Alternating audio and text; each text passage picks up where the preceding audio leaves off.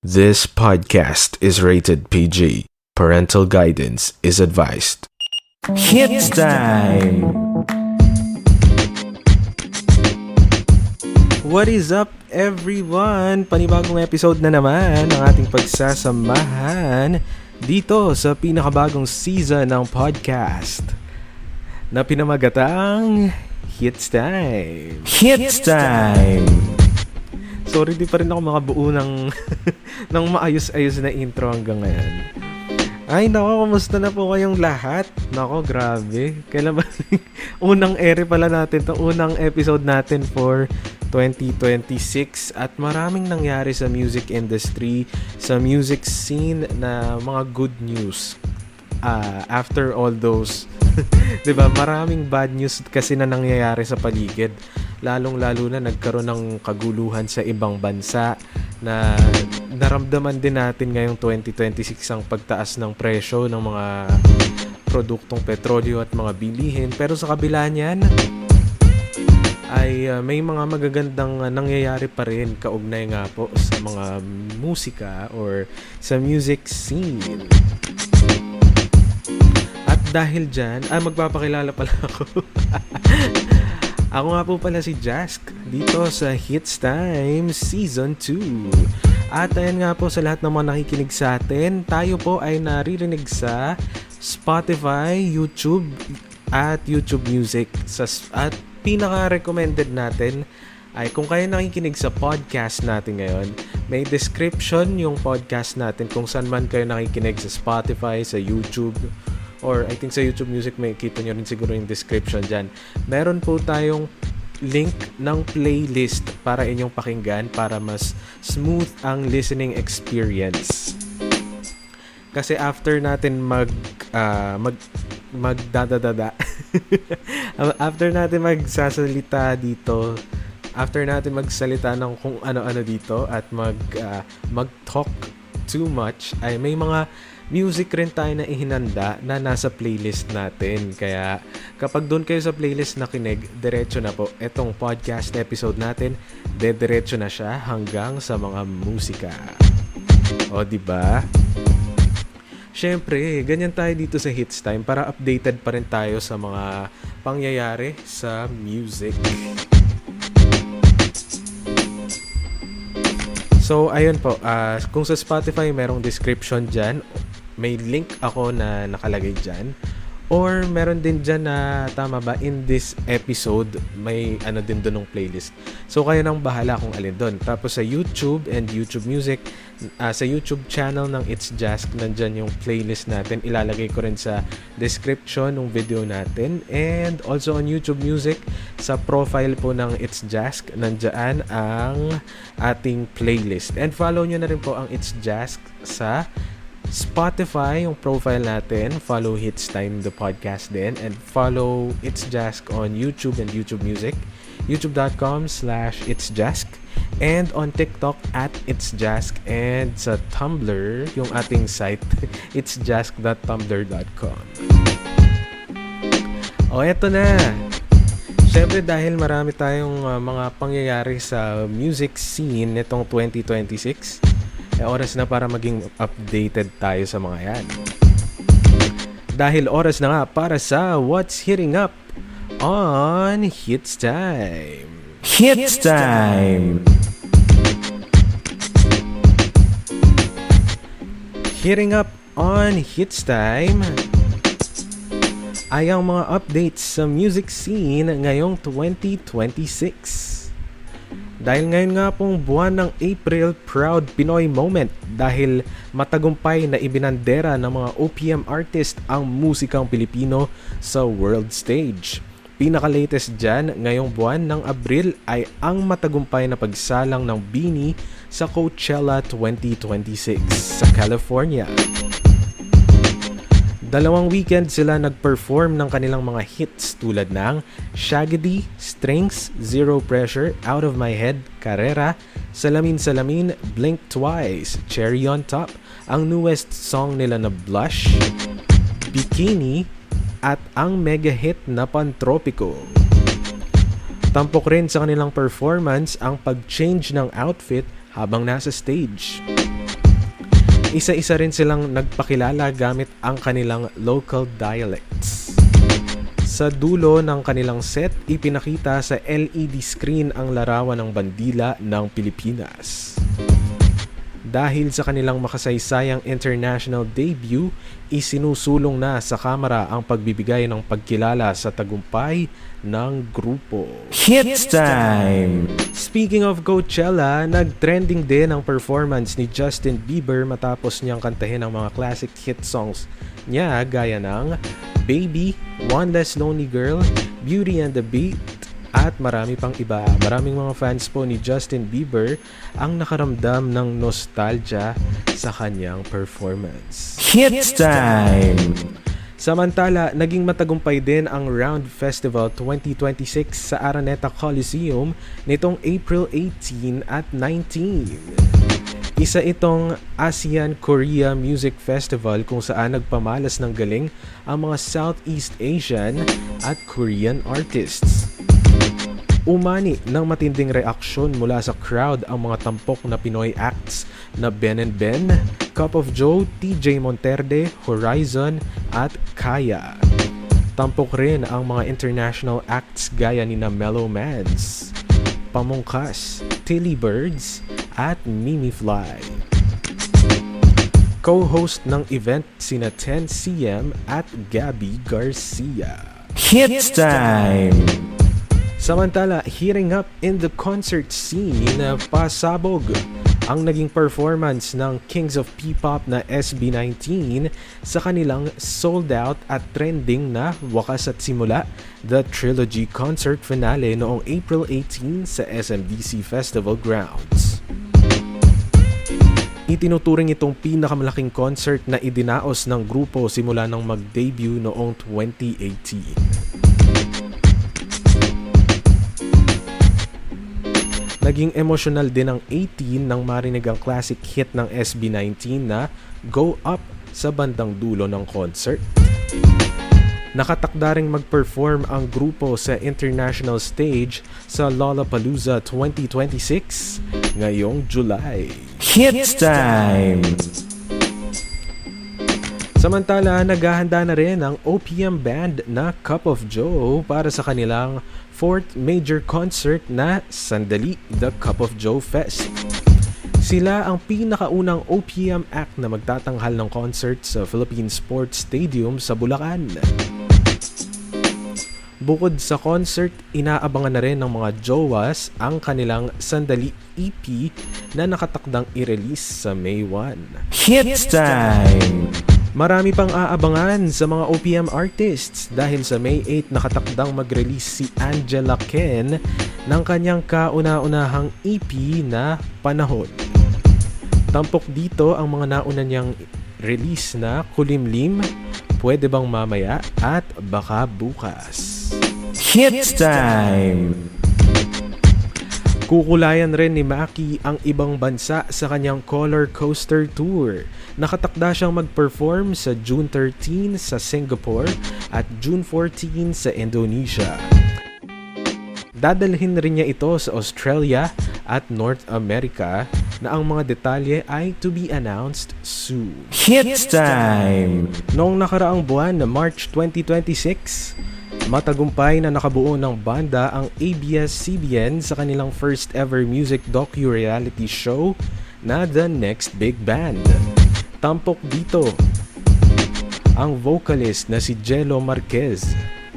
Kabilang sa mga miyembro sina Cedric Guda sa drums, Liana Catudio sa keyboard, Nicolas De Rosales sa bass guitar, Michael Liam Barba sa electric guitar, at si Ryzen Santos sa acoustic guitar.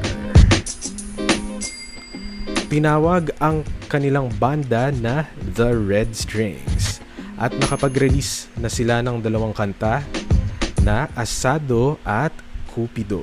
Hits Time! At nitong nagdaang March 2026 rin, inabangan ng army of fans ng K-pop group na BTS ang kanilang comeback.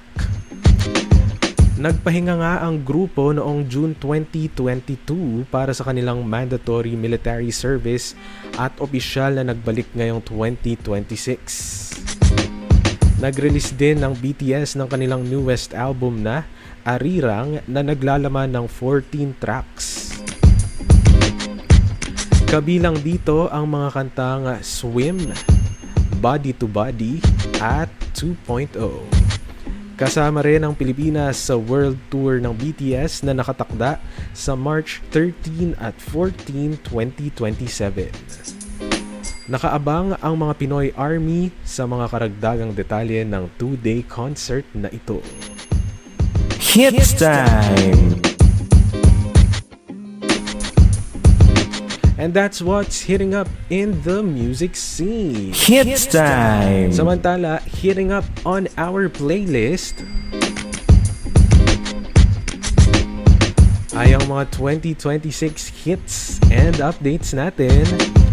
Hanapin lamang po sa Spotify, YouTube at YouTube Music ang pangalan ng playlist natin na 2026 Hits and Updates, Hits Time S2E6. At tampok nga po dyan ang mga kantang ito.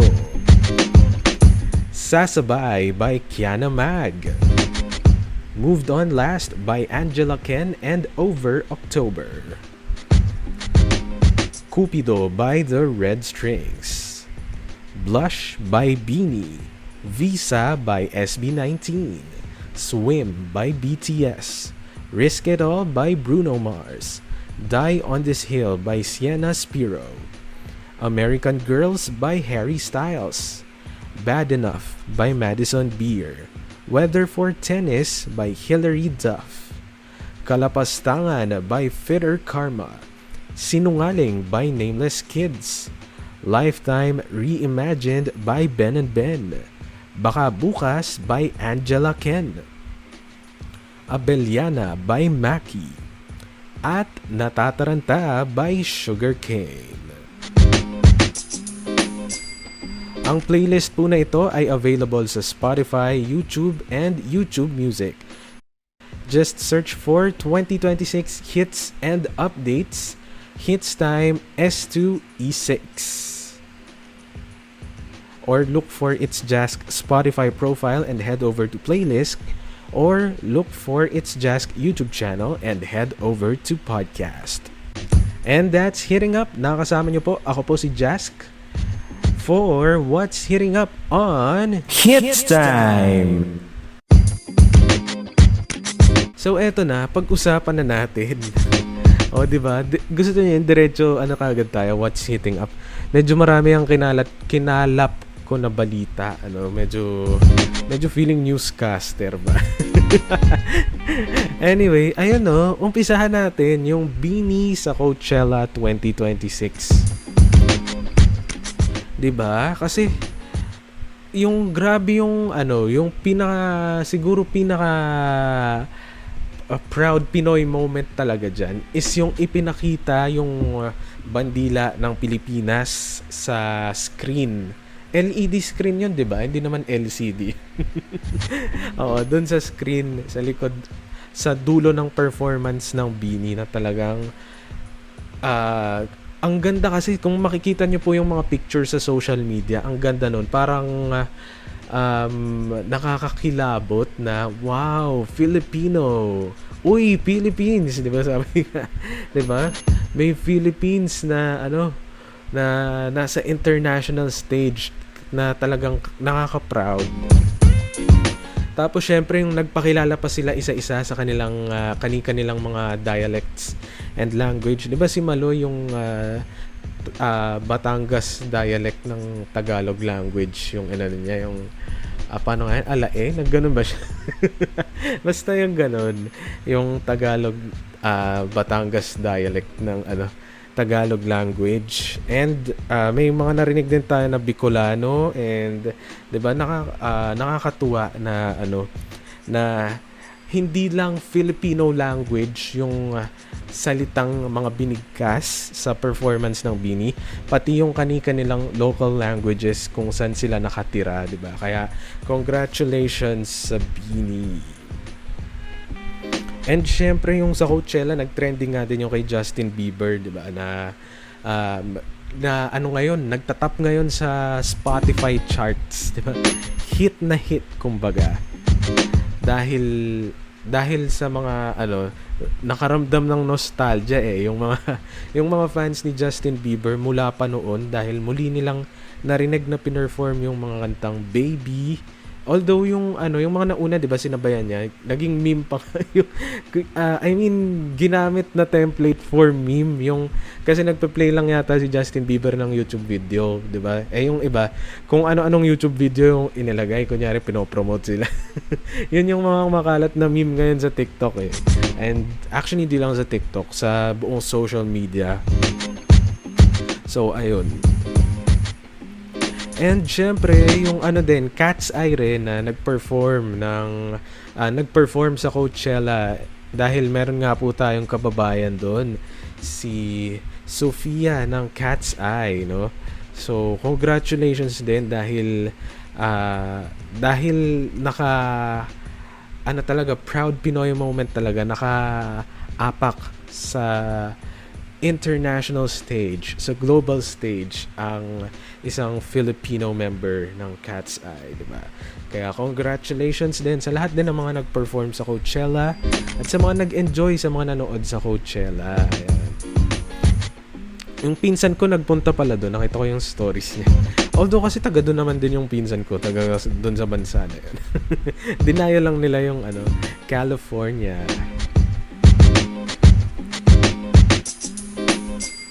Tapos syempre nito rin yung Round Festival, na isa siyang ASEAN Korea Music Festival, no? Nakita natin nag-perform diyan syempre Ben and Ben, Cup of Joe, TJ Monterde, Horizon, and Kaya, na talagang natuwa ang mga Filipino crowd. Cup of Joe, nakita ko yung kumakalat sa TikTok. Pati ba naman doon na dog show yung Kahel na Langit ni Maki, at maraming nakakaalam ng dog show na lyrics eh.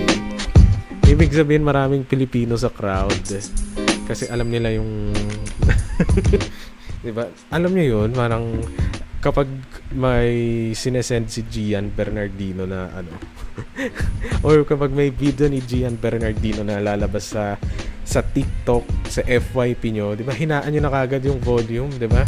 Kasi yung mga pa-spoken poetry niya, it's NSFW,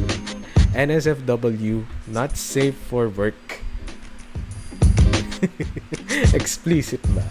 Anyway, ayun lang naman. Kayo kung gusto nyo i-full volume yan, kahit pang anyway, minsan gusto ko kayo na bahala. At syempre, nag-perform din yung mga international acts doon sa Round Festival. Si Mellow Mans, naririnig ko yung kanta niya sa Wayugi. Tama ba? May singer siya nung OST doon eh. Tapos si Pamungkas, narinig ko siya nakita ko siya sa SM Baliwag, yung Wish Bus. Oo, doon sa SM Baliwag mismo nangyari yung Wish Bus performance niya. Then, nasa rin ang Tilly Birds at ang Malaysian artist na si Mimi Fly. And co-host ng event si 10cm na isa rin sa mga sikat sa mga OSTs ng mga K-drama. Diba? Nandiyan yung sa Crash Landing on You, yung yung Destiny? Paano nga yung paano yung Destiny ng Crash Landing on? But it's Destiny. But it's Destiny. Tapos sa Queen of Tears, You're the light in my darkness. Ay. Baka makapiright tayo. Kanta ako ng kanta, ha? Siyempre, no? Kaya tayo nag-e-extend ng ganito para makakanta. Joke lang po. Siyempre si Gabby Garcia na nag-host ng PBB Celebrity Collab, na nag-trending yung kanyang voice-over, yung maya-maya maya-maya maya-maya pa wala na akong ganun. Hindi na ba na mayapa? Ay, mali. Ayun. Talaga ba? So, ayun. Then, syempre, yung wakas at simula, the trilogy concert finale noong April 18 sa SMDC Festival Grounds, yung pinakamalaking concert so far ng SB19. Grabe yung nakikita ko lang sa TikTok, yung mga mga pangyayari. Yung pinakadulo talaga, isa sa mga nauna kong favorite yung Go Up, no? Diba, meron tayong isa pang podcast, yung Askal. Pinlay natin dun yung Go Up. Di naman halata na favorite ko eh. Tanging liwanag ang nakikita. Diba? Itong galawang sa liwasa, ilog na baro maragasa. Makaka-copyright. Baka ayun, no, grabe, nakakatuwa. Kaya I'm so happy para sa mga 18, para sa 18 na narinig muli yung Go Up. Kasi 'di ba yung parang kinanta ng SB19 yan sa kanilang concert sa Perth, tama ba? Na na hindi narinig ng mga nasa Pilipinas, Filipino audience, pero sa international audience siya. So ay nakakatuwa na naiparinig muli sa mga nasa Pinas na 18 yung Go Up. Diba, marami pa yung mga alab, burn like fire. Yun, nakakamiss yung ganun.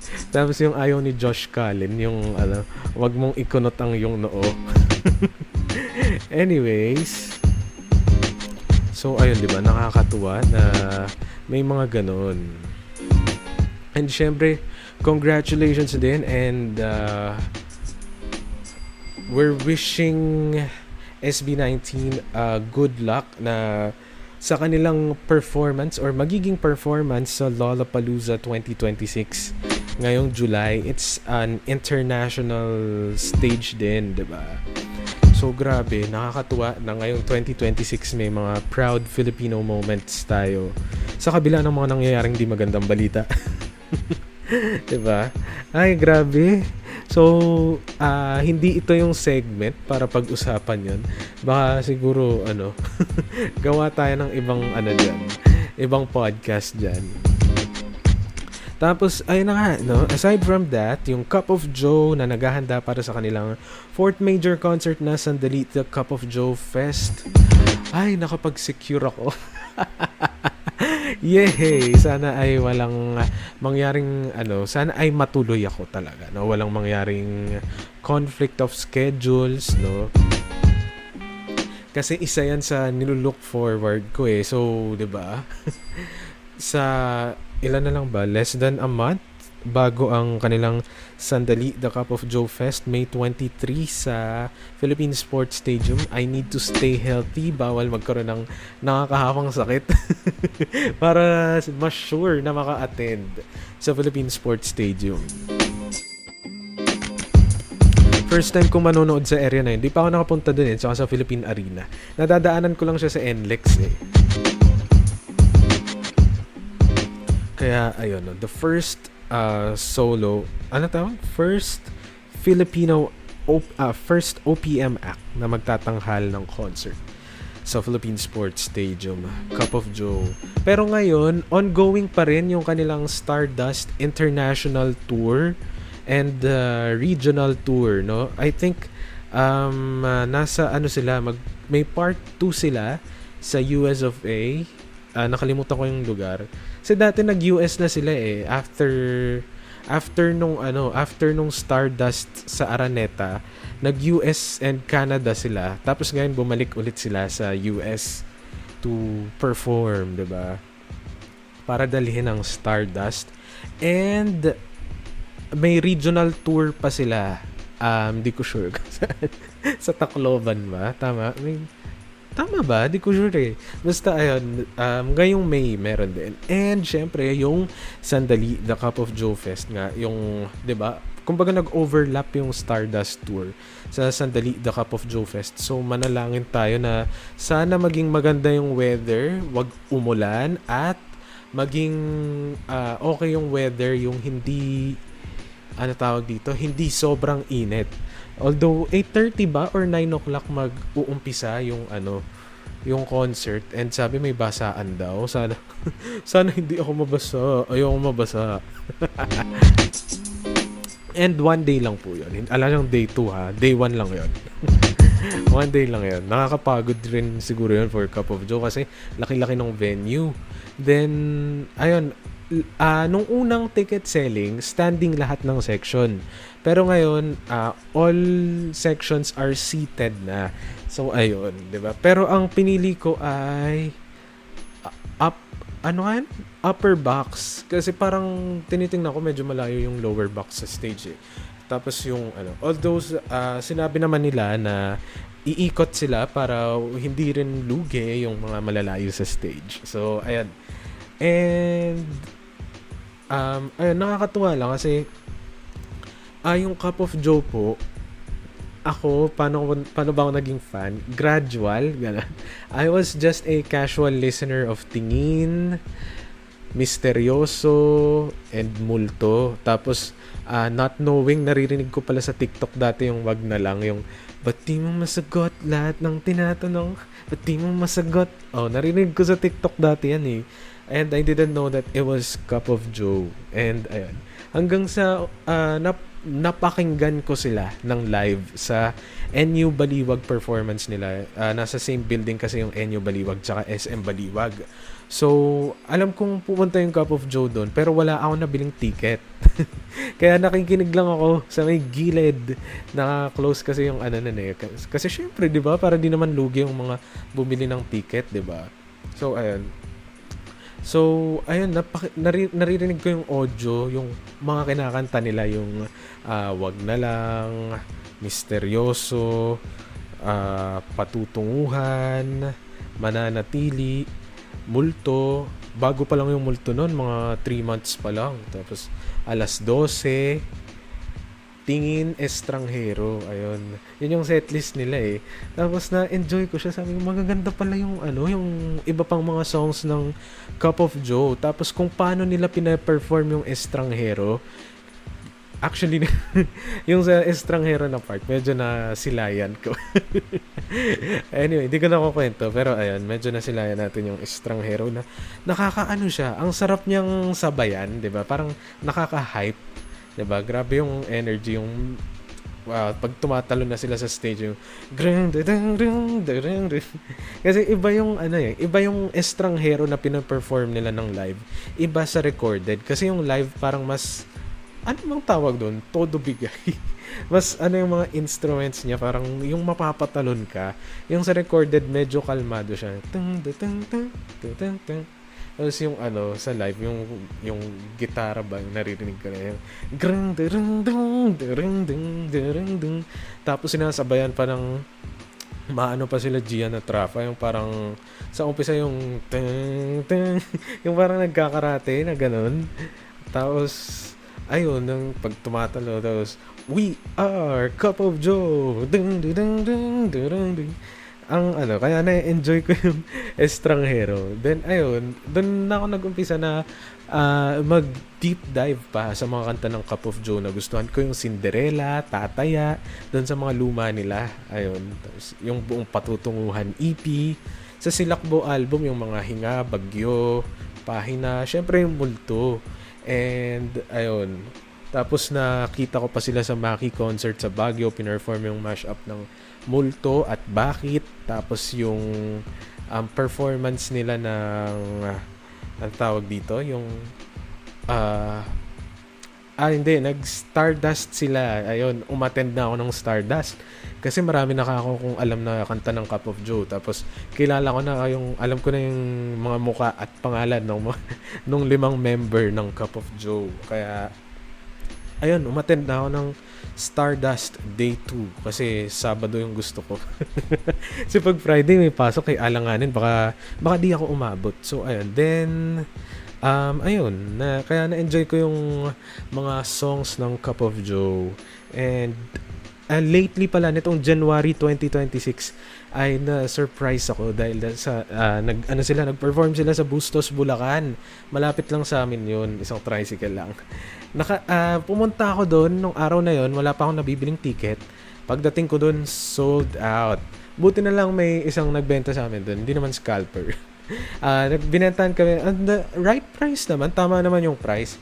Kasi di daw makakadalo yung pagbibigyan niya sana ng ticket. Kaya naibenta na sa amin yung ticket. And dalawang 500 pesos yun eh. Yung may isa pa. Mahabang kwento. Basta ganon. So, ang ending nakanood ako. And, ayun, I'm so happy na kine-crave ko yung makinig ng Cup of Joe performance on the right time. And it happened. Ayun. So, ayun, nakanood ako ng Cup of Joe sa Bustos, Bulacan. Then, actually, grabe yung crowd. Ang tindi ng mga hiyawan. Grabe. Sabi ko, parang ganito din sa amin sa day 2 ng Stardust. Sobrang tindi ng support ng crowd, ng hiyawan ng crowd sa Cup of Joe.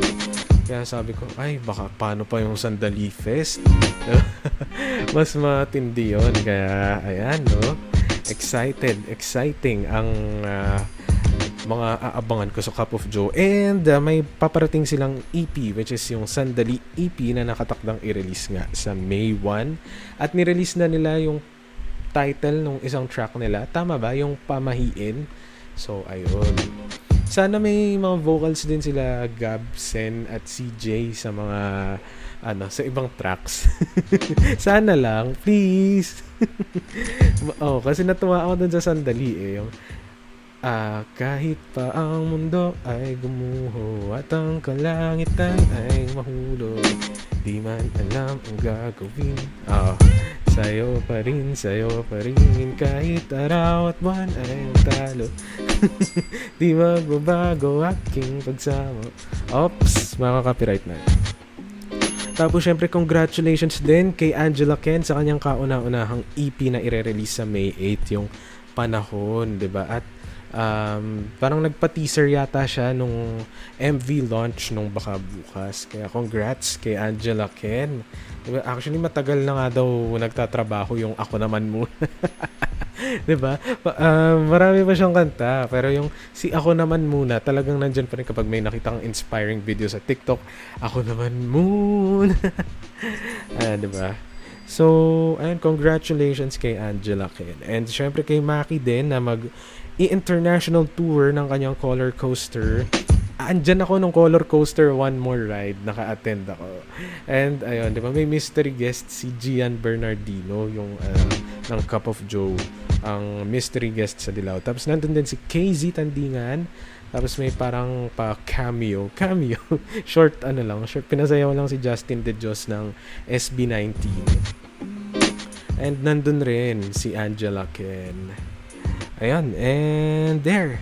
Tapos congratulations din pala sa The Red Strings, pinakabagong banda nga ng ABS-CBN Music at ng DNA Music. Actually, mali pala, DNA Music is under ABS-CBN Music. Paano ko ba sasabihin? O basta ganun ng DNA Music na lang. Yun yung label nila. No, sila Jello Marquez na yung nakakwento ko dati sa Pi Channel na meet ko in person and madalas ako mag-comment sa show nila. Anyway, ayun si Jello, ang vocalist ng kantang ng bandang The Red Strings.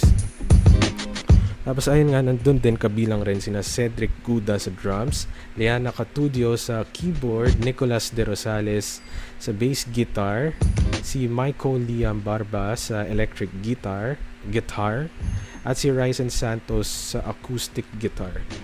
Ito pala yung taga dito sa amin sa Baliwag, Bulacan, si Ryzen Santos. Nakita ko siya nagbabasking dito sa may SM Baliwag. O naabutan ko kananta niya yung yung asado eh. Lang ako, low-key lang ako doon, introvert. Introvert ako eh, pero sinasabayan ko yung kinakanta niya ng asado kasi pinakikinggan ko naman talaga yan. Tsaka, matagal na rin ako nakikinig na nung mga ni Jello, di ba?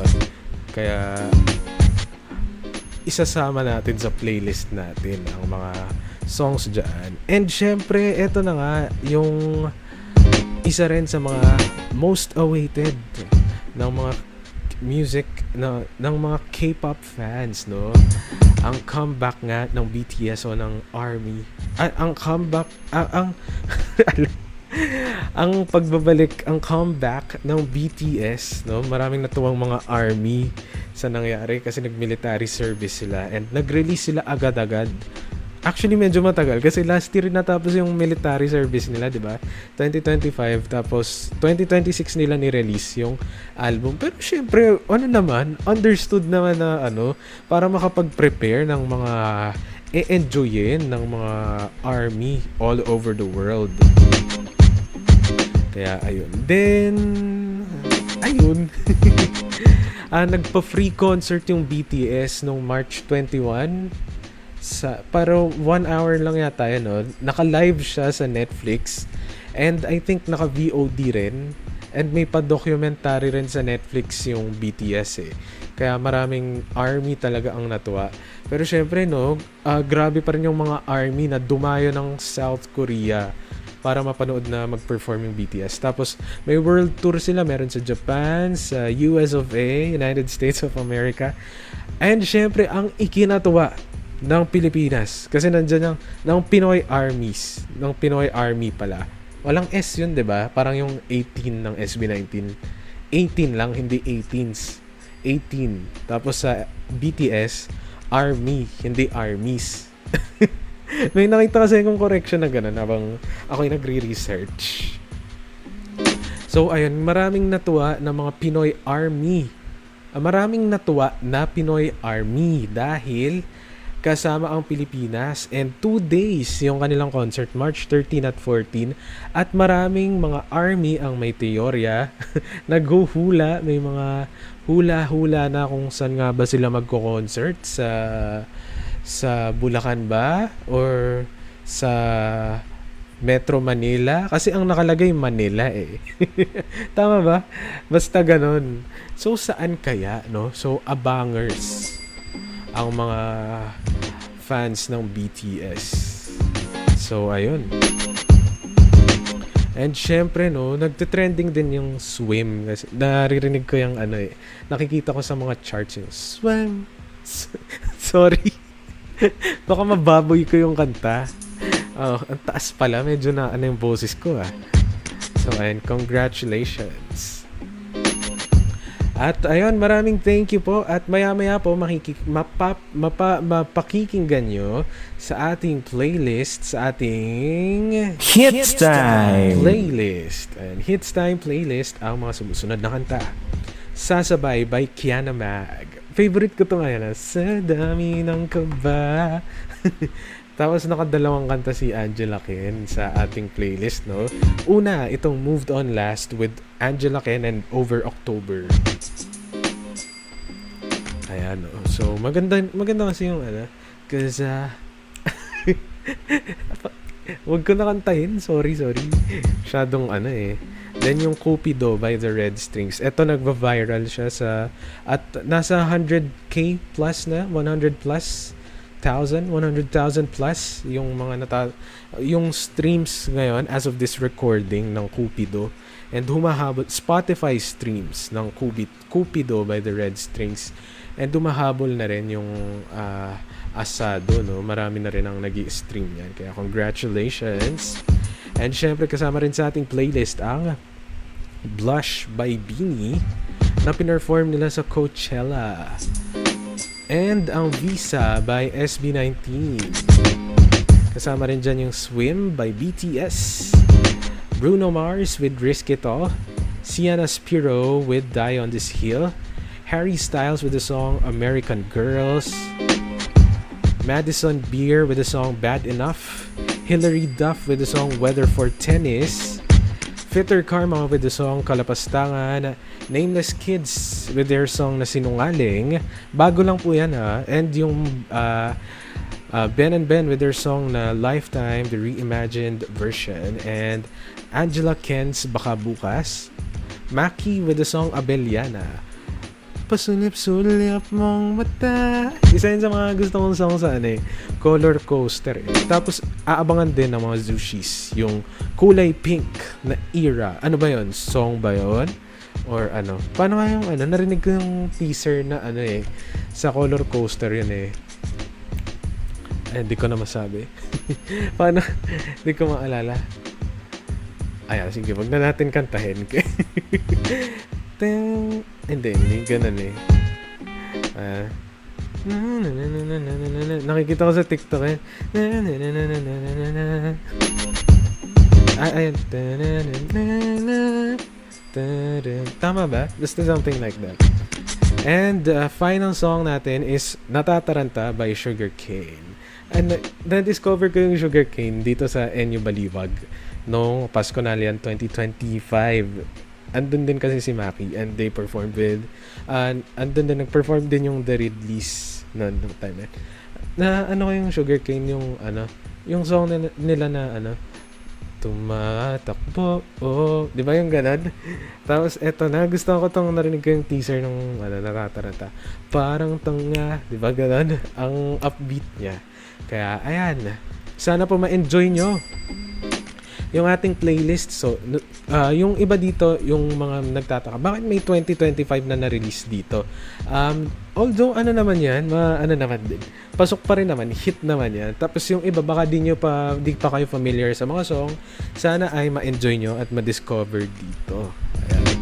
So, yung playlist po natin sa Spotify, YouTube, and YouTube Music, hanapin nyo lamang po ang profile ng It's Jask. Or, kung nakikinig ng ating podcast, ay hanapin nyo lamang po yung link sa description and pindutin nyo yan at dire-diretso yung podcast natin. Magpa-play dun sa playlist kasama dun yung podcast natin. Dire-diretso na sa mga kanta. Hanapin nyo lamang po sa Spotify, YouTube, or YouTube Music ang playlist natin 2026 Hits and Updates. 2026 Hits and Updates. Hits Time S2E6. So that's it. Pansit. Napahaba yung kwento ko. Maraming thank you po sa lahat ng mga nakinig ng ating podcast. Nakasama niyo po, ako po si Jask. Sana, actually may kino-conceptualize ako na 2 episodes natin. Pero, hindi ko pa siya ma-execute. Hindi ko siya, kaya di pa rin ako makapag-produce. Medyo wala rin akong masyadong time. Kaya buti na isingit ko to. Kaya kudos din sa mga news writers kasi ang hirap kumalap ng mga balita, yung mga updates at sumulat. Ang kaya ko lang ay bumasa. Kaya eto, na-experience ko magsulat at magbasa ng balita. Grabe. So, ayan. And, subscribe po kayo. Follow nyo po ang It's Jask sa Spotify profile natin.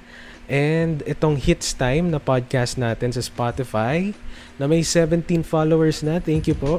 And pakinggan nyo rin po ang ating podcast na Askal with Jask and Alicia kasama yung pinsan ko. And yung mga contents ng It's Jask. Yung Jask Sayin na podcast pala, medyo nahirapan akong i-continue. So, abang-abang na lang. Occasional lang din naman yan. So, tingnan natin paano tayo magkakaroon ng bagong episode. So, anyway, ayan. Then, yung ating Hits Time, Askal, Jask Sayin sa mga podcast natin. Then, we also have vlogs natin. Vlogale with Alicia, Fast Trip na ninanarrate ko. Ayan sa YouTube. And meron din mga cuts, Vlogale cuts sa TikTok. And Fast Trip na yung mabilis yung vertical sa YouTube Shorts and TikTok. And ayan, nandun yung mga lugar na pinupuntahan natin na gusto ko lang i-share. Ayan, sa Fast Trip. Narrated by yours truly, Jask. And ano pa, syempre may follow nyo yung TikTok natin at It's Jask. And subscribe kayo sa ating YouTube channel, youtube.com/itsjask. Yung Facebook nandyan, pero di masyadong updated. Facebook.com/itsjask. Sa Twitter, sa X, It's Jask, at It's Jask PH. Ayun. Yung Instagram, naka-private. So, wala naman akong post eh. So, there. And, maraming thank you po sa lahat ng mga nakinig sa atin. Until next episode, kung magkakaroon, this has been Hits Time with me, Jask. Until next episode kung magkakaroon, thank you and have a great day. At sa mga nakikinig po sa ating Hits Time playlist, susunod na ang Sasabay by Kiana Mag. Hits Time!